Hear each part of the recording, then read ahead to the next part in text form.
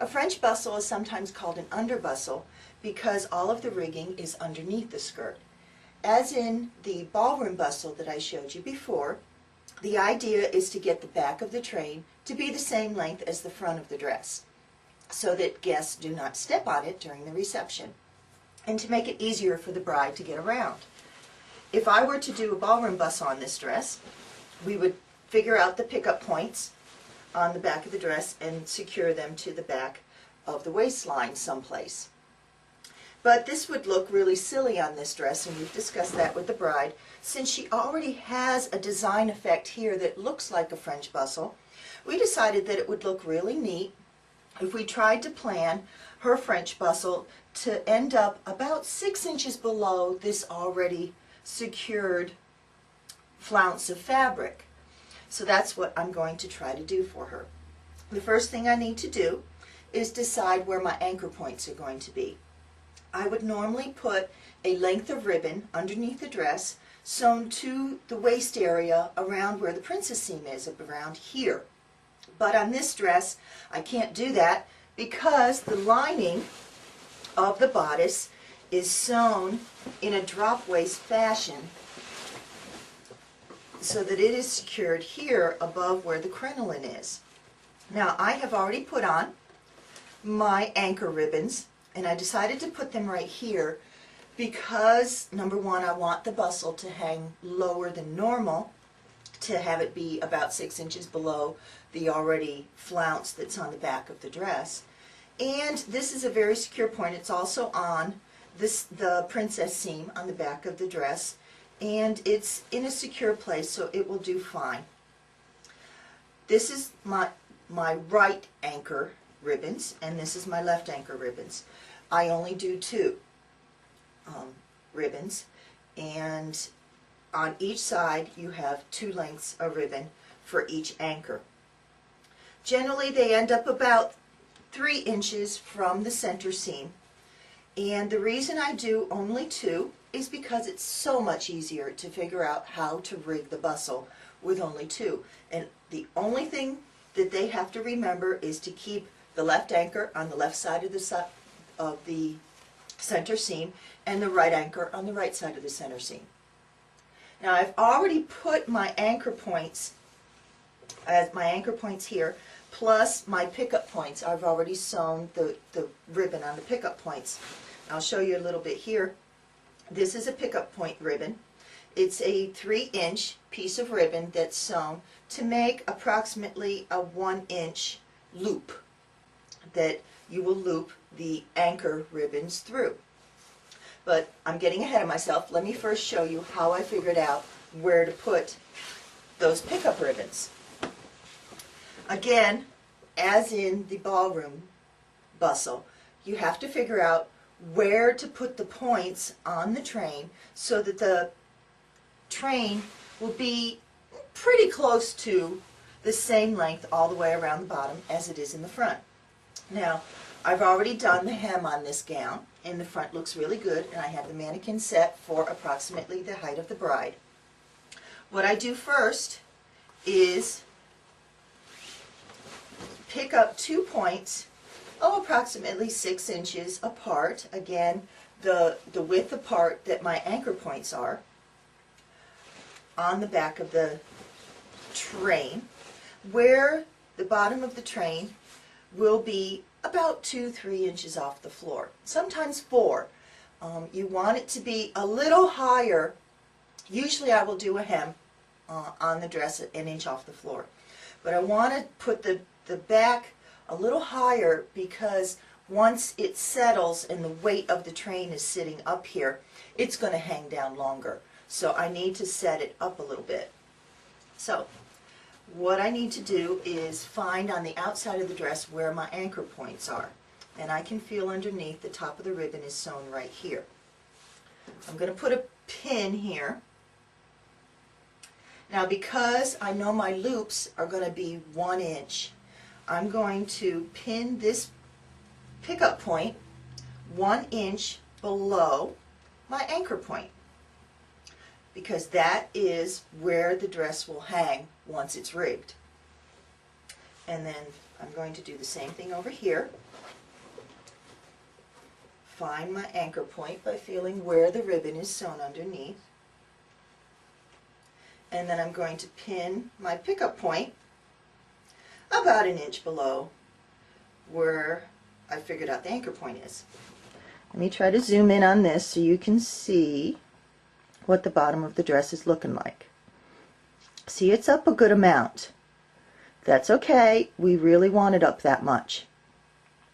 That's actually a little bit more than what the front of the dress is, but like I said, that's really good for now. I can make changes, and I probably will make many before I determine exactly where these points are going to be. Now, the side of the dress is still hanging, so I'm going to need at least one more point. I know that the point I've determined I need is right here, but if I didn't, I would have to pick points and look at the bottom of the dress. See, now this is too high. Right here, that's just too high. So you just go around picking points, places on the back where it's about the same distance off the ground as here. Now, you're going to have some places that are higher than others. That's going to happen. Again, the goal is to try to get it as even around the bottom as possible, but you're not going to be totally even. You're just going to have to get it as even as possible.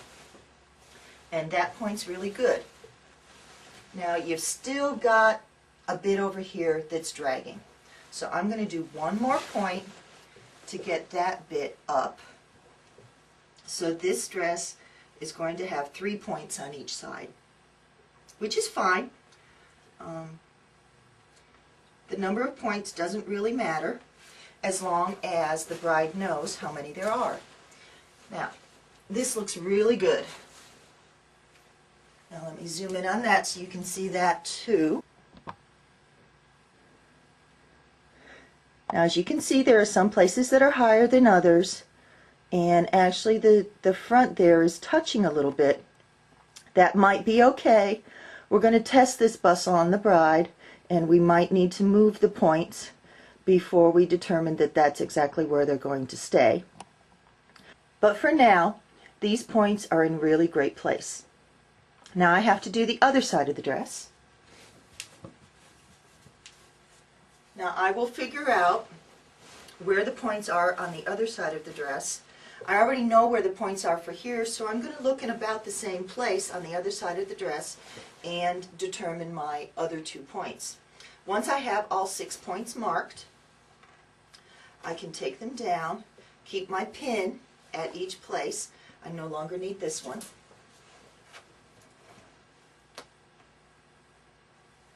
Keep my pin here. So that tells me where the loops, the pickup loops, have to be sewn. I no longer need that. So on the inside of the dress, I will sew either by machine or by hand. I will sew the loops on where those pins are.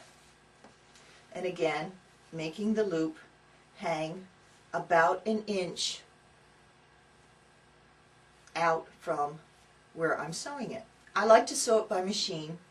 It does show on the outside a little bit, but I don't think you can see them at all. Here, I'll show you. Zoom in on that one there because it's got a pin on it, so you can see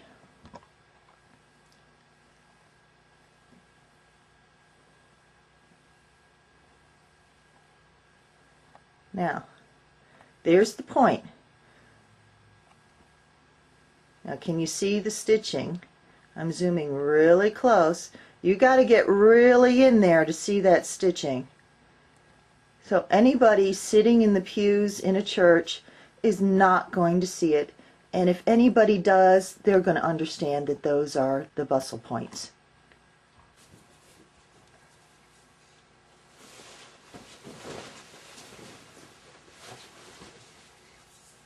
Now, once we have determined where our anchor ribbons are going to be put and where the pickup points will go, and all the ribbons are sewn, Then we have the bride come back in and we give her a bustle lesson. I like to do a bustle lesson with the gown on the mannequin.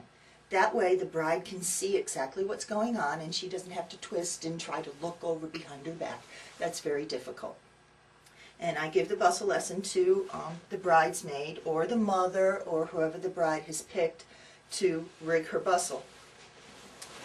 All you have to do, again, is remember that all of the pickup points on the right side of the center seam go on the right anchor ribbon. All of the pickup points on the left side of the center seam go on the left anchor ribbon. And then all you do is you find them, and it does not matter what order you loop these pickup points onto the anchor ribbon, as long as you get all of them on there. Here's two, and here's the third one. Loop it there. Now this is why I like a French bustle. You can tie a knot and it gets very secure. You can tie it. I like to do a loop and a knot. You get one loop here, one loop there. There's your loop. And then you can tie a knot here. And it's not going to go anywhere. It's secure. It's not going to, the ribbon is 1 inch wide, nice secure ribbon. It's not going to break. It's not going to go anywhere. It's going to stay there. And here's the ribbon for the other side. And here's one pickup point. Here's another pickup point. And here's my third one.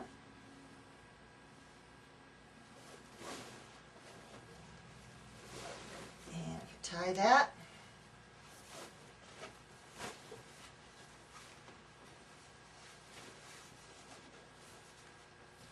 And make a knot just so that it's secure. That looks really great.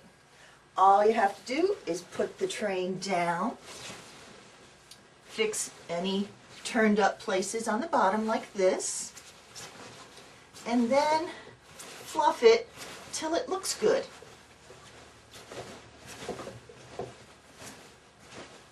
Fluff it like this. Now see, isn't this a great effect? This is lovely. The bride really thinks this is lovely, and I think this is lovely. This is just a beautiful bustle.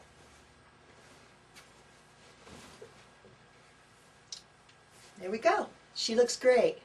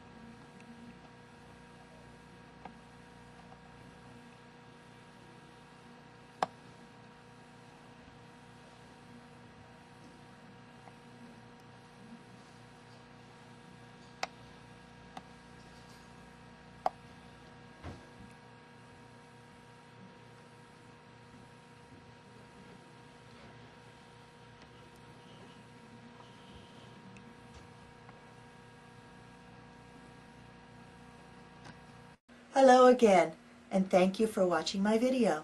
I hope you've learned a lot about how to bustle a wedding gown. Please come visit me on the internet at Leanna Studios. The address is at the bottom of the screen. Click on the link for the bridal studio, and you will find pictures of wedding gowns that I have bustled. I will continue to put more pictures on the site as I find gowns that I think would be interesting for people to see.